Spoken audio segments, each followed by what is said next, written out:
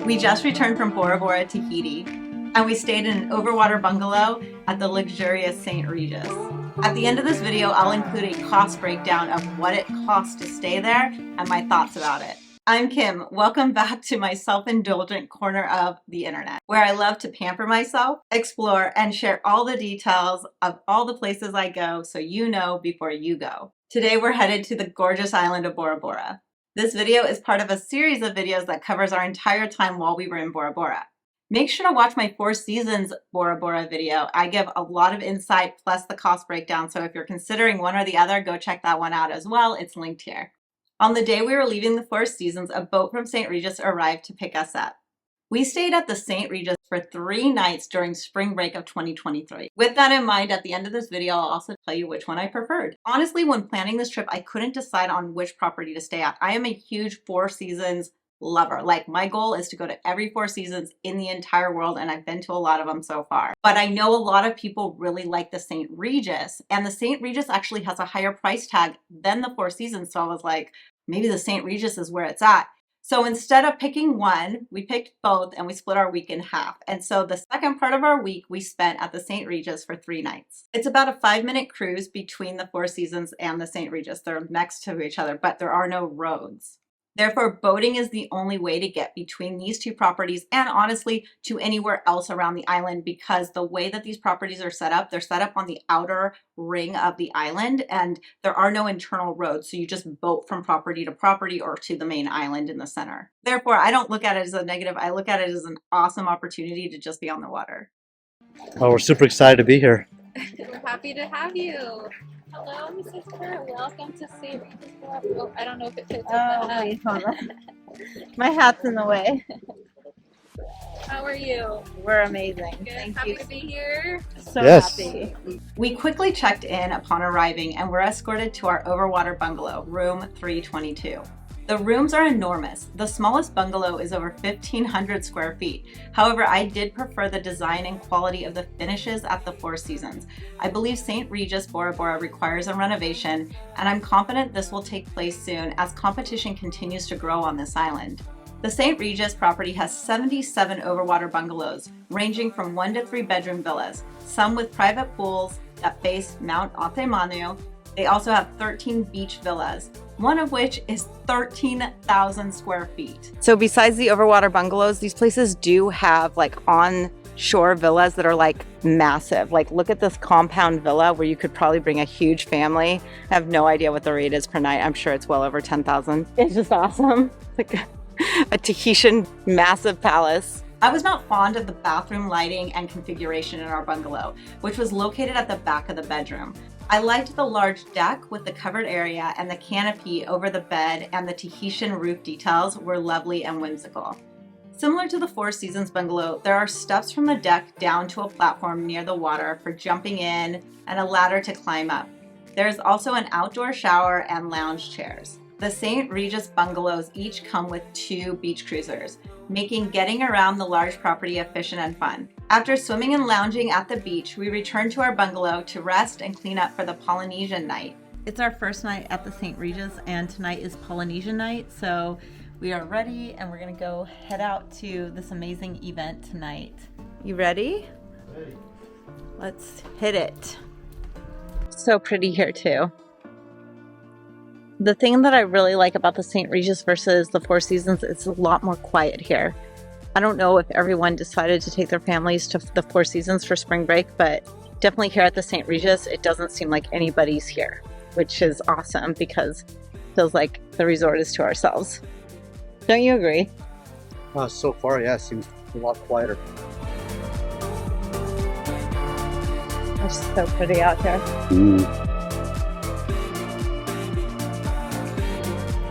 Both the St. Regis and the Four Seasons offer a Polynesian night during the week. Everything requires a reservation at these properties because dinners are limited because everyone staying at the property is eating at these different locations. So you need to make sure that when you book your reservation, you also contact them and set up all of your dinner nights, including if you want to go to the Polynesian night.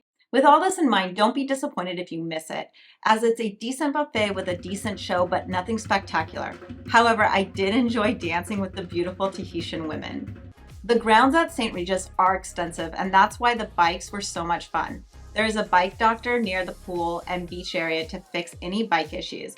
This is where you park your bike when you kind of pedal over here for breakfast or for the pool or for the beach. So it's this like big area of bike storage. You don't have to worry about like losing your bike because your bike actually has your room number on its basket, which is kind of frustrating because I think I see better bikes than the ones our room got, and I wanted to like steal that bike, but I can't. So we can switch the numbers. Besides the main pool area with the swim-up bar, there is an adult-only pool down the pier amongst the bungalows. And there are QR codes that you can scan with your phone and they'll bring drinks and food. In my personal opinion, the biggest disappointment on this property is how it's laid out and where the beach and the pool face. Both the beach and the pool face away from Mount Atemanu, so they're never looking at that central beautiful rock formation. They're looking out towards outer water.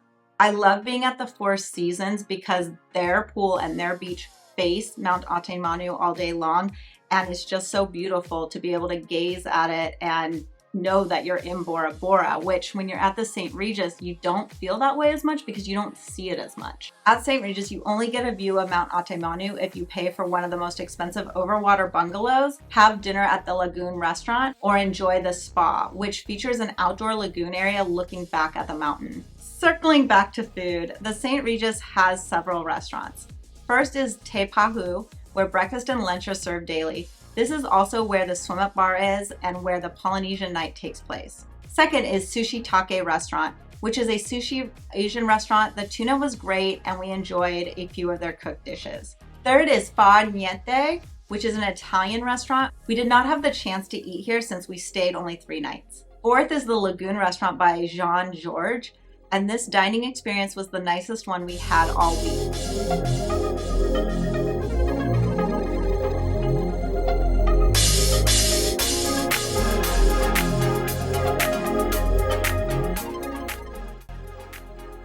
If you plan to stay at St. Regis, make sure you make reservations early for Lagoon. They do fill up. We were fortunate that while we were there, they only allowed guests of the resort to dine. However, this is only sometimes the case. Lagoon has the best view of Mount Atemanu and provides a captivating sunset experience. During one of our days, we went jet skiing. Although we have jet skis and go to the lake regularly, jet skiing in Bora Bora's Lagoon is incredible and was a highlight for me for sure. We just finished doing a 30-minute jet ski around the whole like lagoon area of Bora Bora, and it was amazing. Like, we obviously jet ski a lot at Lake Powell, and I've grown up jet skiing, but I have to tell you, doing it here and watching the intense blue colors of the ocean variegate all the time underneath me, and being in the ocean can be crazy choppy, but because it's a protected lagoon, it was so awesome. I mean, probably the best jet skiing experience of my life. Best jet skiing experience of my life. Bora Bora. St. Regis has an extensive private lagoonarium for snorkeling and reef fishing. I guess similar to Four Seasons, they're probably trying to do a coral reef project here too. It looks like they're developing coral reefs so that snorkeling in here can be awesome for guests. It's just so beautiful. I just can't help it. We didn't participate in this activity, but walking around the Lagoonarium is gorgeous, and the resort spa is in the middle of these protected snorkeling waters. Thus, instead of snorkeling, I enjoyed a beautiful facial. We made a quick video about my experience at the St. Regis spa, the treatment I had, and it's linked here. Across the Lagoonarium from the spa is the gym and tennis facilities. I walked by the gym and saw people working out. I'm impressed by people who, even on vacation, want to run on a treadmill. Obviously, that's not me. So after walking, we headed back to the beach to order food beachside.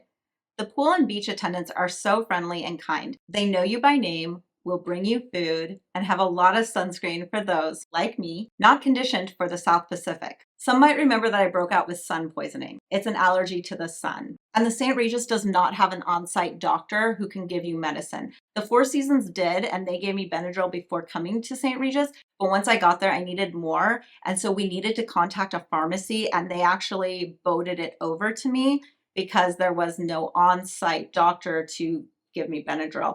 Keep this in mind, Tahiti does not sell medication over the counter. The shops there are extremely limited, number one, on snacks. St. Regis actually had more snacks than Four Seasons. Like at St. Regis, they had like chocolate chip cookies and like some Doritos or something, but again, no medicine. So it's important when you go to Bora Bora, if you need medicine and you are accustomed to your snacks, you bring those. On our last day, we hired a photographer for lifestyle shots and some beauty product photos. Next time I will do this on the first day before my self-tanner wears off and I eat everything on the island. We had a great time with Gregory. He captured moments of Jason and me together that alone I couldn't have. I will include his Instagram account in the description so you can arrange to have him on your first day if you choose to go. We enjoyed our time in Bora Bora and I'm happy we stayed at the St. Regis and experienced their property. All right, you guys, you've been highly patient. It's time for the cost breakdown. Let me just remind you guys, before I do this cost breakdown, please remember we all have different budgets and where we choose to place our resources. Travel and experiences have always been priorities for me, and that's where we allocate a lot of our money. So please control yourself when judging me for what we spent. Last, I'm not including the cost of the flight. We flew Air Tahiti Nui business class. I will make another video all about that because I thought it was fabulous, but since flights vary from where you're flying from to carriers and then what section of the plane you choose, there's no point in sharing that in this overall cost because it's completely separate. But that Air Tahiti Nui video is coming, so make sure to capture it when it comes out. I'm only sharing these details with you guys to give you more insight, not to create like some angry mob of people on what it costs to go to Bora Bora. All right, we stayed at the St. Regis Bora Bora for 3 nights during spring break of 2023 in their least expensive overwater bungalow. The room total for 3 nights was $9,053. The food totaled $3,475. My spa 80-minute facial totaled $352. Our jet skiing activity totaled $377. And our photography experience was $600. The total for 3 nights at St. Regis Bora Bora totaled $13,857. Honestly, this is a bit insane, in my opinion. So that breaks down to $4,619 per day, $192 per hour, or roughly $3 per minute. I've never spent as much per minute in my life, except once during a 30-minute helicopter ride. But we were able to take all the boys, so it was 6 of us flying over New York City. For those who watched our Four Seasons Bora Bora video where I did a cost breakdown, remember we stayed at the Four Seasons for 4 nights and spent less. Let's start with the room. Over $9,000 for 3 nights. We booked the least expensive room, which was still $3,000 per night.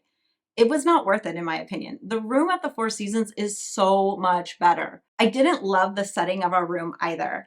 It reminded me of being on a houseboat, not a luxury hideaway. And those of you who have seen my Lake Powell videos know I've been around many houseboats, and I actually think our houseboat was nicer than my overwater bungalow. It's one thing if the St. Regis was the same price as the Four Seasons, but for their rate to be $1,000 more per night feels like an excessive overage. Also, another issue I have is that the grounds at the Four Seasons were super lush, whereas at St. Regis, it seemed really, really dry. And I prefer a more lush experience because I'm going to the tropics and I want to be like enveloped in palm fronds and beautiful flowers. And the Four Seasons does a much better job of that. I explained this earlier, but the beaches and the pool at St. Regis do not face Mount Ate Manu, which is a huge disappointment. And although both facilities lack in pools, I don't know if it's just an issue out there with building, but both of their pools are not amazing. Four Seasons is better, but still not like an incredible pool. But the setting at the Four Seasons and their pool is tremendously better. The food, you guys, oh my gosh. I can't believe we spent almost $3,500 on food in 3 days. No wonder I felt like a beast as we were leaving Tahiti. Even if the food had been incredible, that's nearly $1,200 per day for 2 people. And it was nothing special. I dream about food trucks from around the world that I hope to eat at again. Besides the lunch butter chicken dish at the St. Regis, I can't even think of one dish I would want to eat again. Lagoon was a beautiful experience and one I would do again, but not based solely on food. It's really about the atmosphere that Lagoon offers and it's really special. The spa. My 80-minute spa facial was lovely and the spa setting at St. Regis is gorgeous. The rate of $352 for an 80-minute facial is typical for this length of facial. It's a bit high, but not excessive. especially for where you are. And my facialist was so kind and gentle, and I appreciated all she shared with me. The jet skiing adventure was totally worth it. Our jet ski activity was only 30 minutes and cost $377.